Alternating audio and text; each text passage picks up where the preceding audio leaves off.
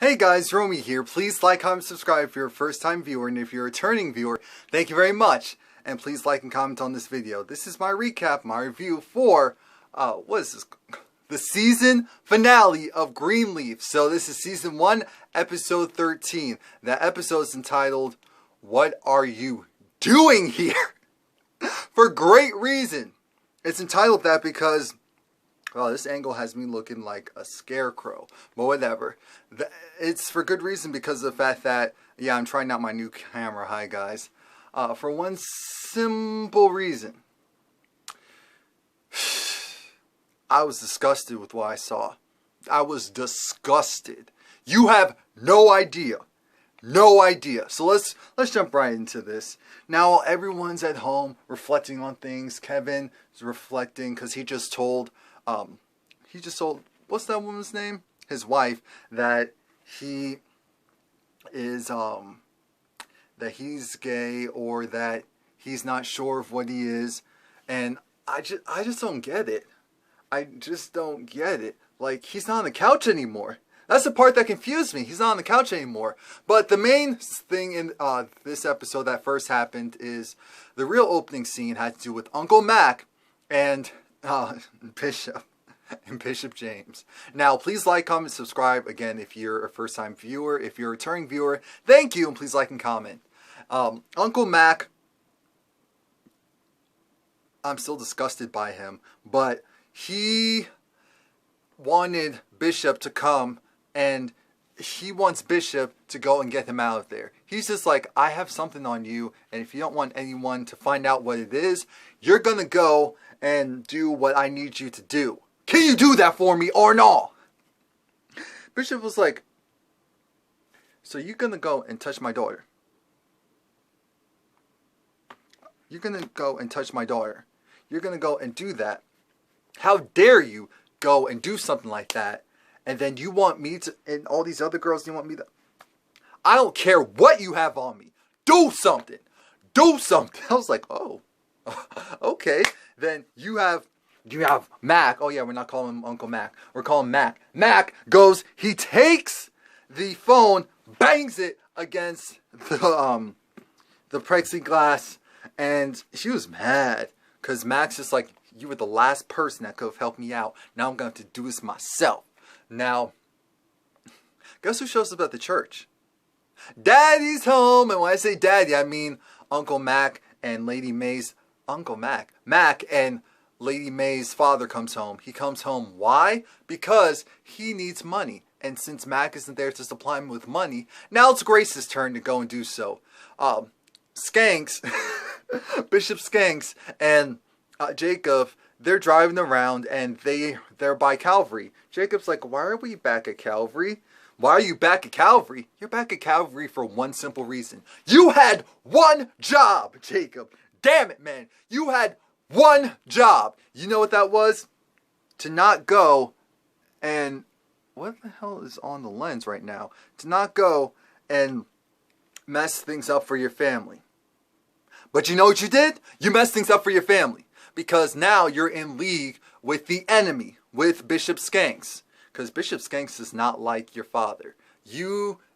How'd you not realize that? How'd you not realize that? Bishop Skanks decided, you know, we're building a community center as well. It's going to be right across from Calvary.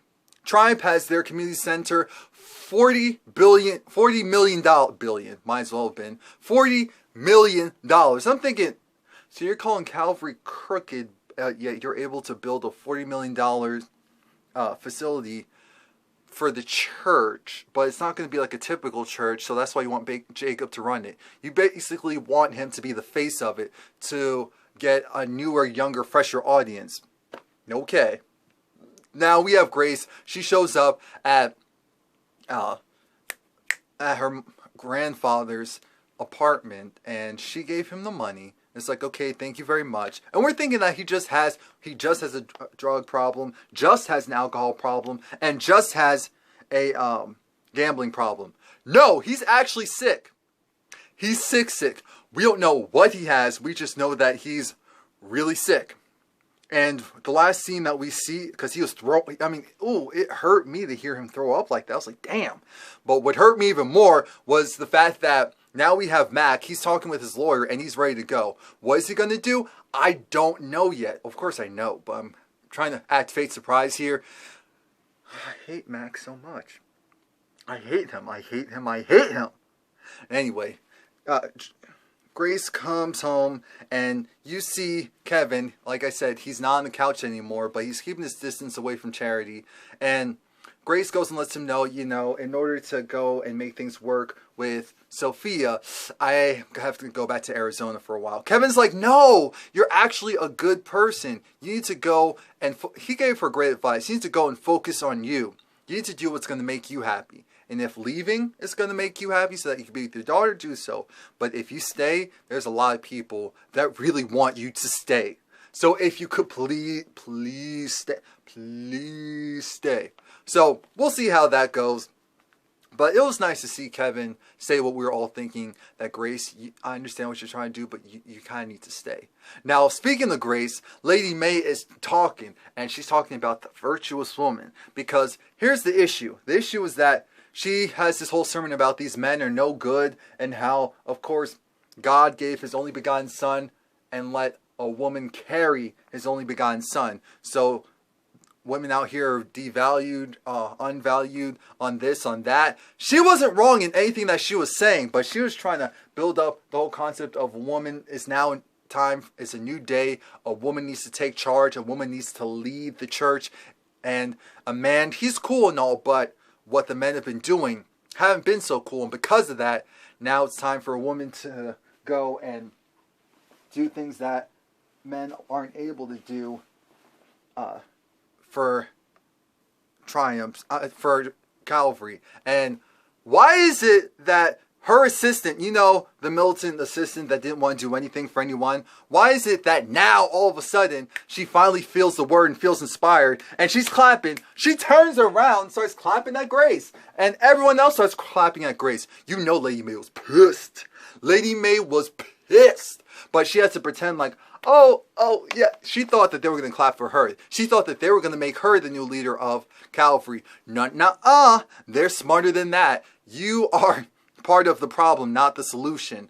You know what else is a problem? And there's no real solution as of now? Isabel is back. Isabel is back. She met up with Noah and they have sex. I'm thinking, so is Noah going to tell Grace, or is he going to pretend like this didn't happen? Because Noah has become a really shifty, shaky, shankety character as of late. So who knows what Noah and his morals, where they lie and where they don't lie.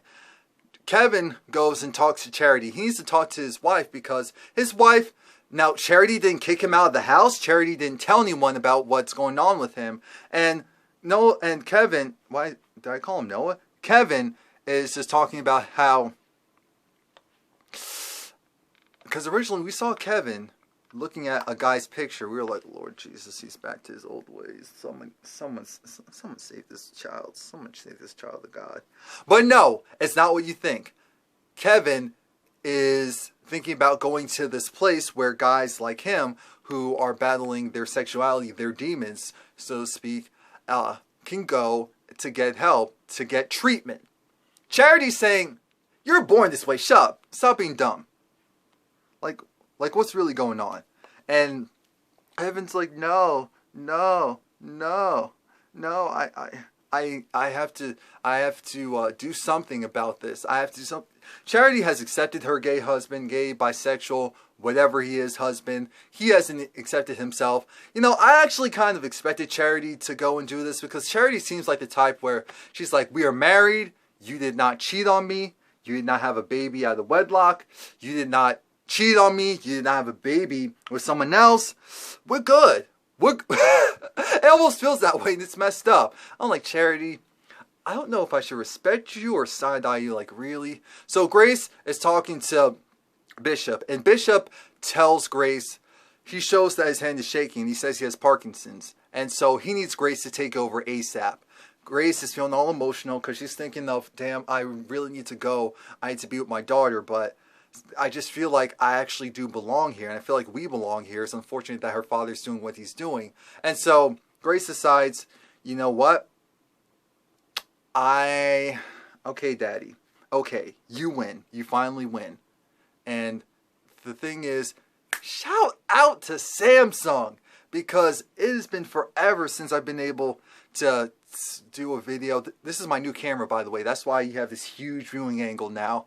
I'll have some 360 content too soon. Now, Grace is talking to Mavis, because Grace has to let Mavis know, yeah, I'm actually not leaving anytime soon. I'm so sorry. I am so sorry. I am not leaving soon. I know that's what you want from me, but it's not what I want for myself. Mavis is just like, honey, things are going to get worse before they get better. The walls are caving in. The church is burning up from within. You need to get out. But Grace doesn't see it right now. Grace is like, it's my calling. I need to do something. Carissa is talking to Jacob, and Carissa's just like, so is there a youth program already set in place, like a schooling? Because Carissa's figuring, you know what, why not? Let's just jump ship. If you're going to be in charge of this new church campus, that's what I'm calling it. Forget an activity center. It's probably going to be like a church campus. I need to hop on board. Jacob saying, are you just doing this because you want to make sure that you can keep an eye on me? She says, no, of course not. Of course not.